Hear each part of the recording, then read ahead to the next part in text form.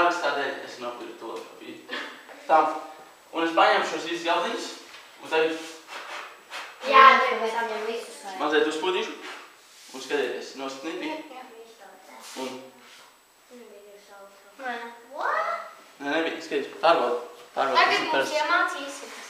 Klausieties, tātad no sākuma saplēsiet salveti divās, kā jūs jau Nu jā, izdarījām daži. Es vēl neizdarīju.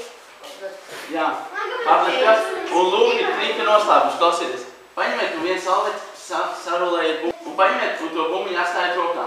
Tikai Dievu dēļ vienam nerādiet, ka jums ir tā bumbiņa. Un tā kā, lai abas rokas ir vienādas. Nevajag tur baigi tā darīt. Un tagad jūs sākiet triku vienkārši, ejiet pie cilvēku un sakiet, gribat redzēt triku? Gribat redzēt triku? Nu, tagad kāds man jādara mājās. Nu, bet es gribēju skatīt.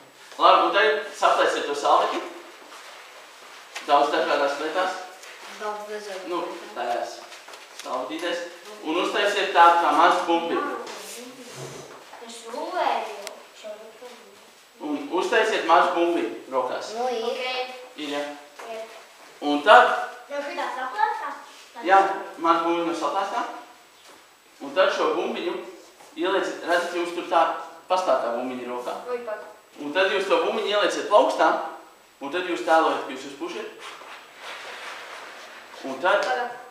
Jā, tas svarīgāk, jūs uzpūst. Jā, un tad jūs noskat knipi, un jūs vienkārši ņemat ārā apakšējo bumbiņu.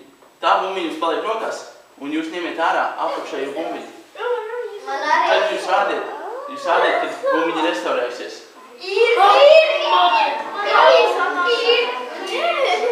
Jā, bet klausieties. Klausieties, jūs nekad nedrīkstat parādīt, ka jums šī bumbiņa ir rokās. Jo tā loģiski saplēst. Un tas būtu muļķīgi, ja kāds pamanīt un prasīt, kas tā bumbiņa. Ja gadījumā kāds ieraug, ka jums tur saplēst bumbiņa, tad jūs nostiet knipi un arī to salveti restaurējiet. Kādā veidā?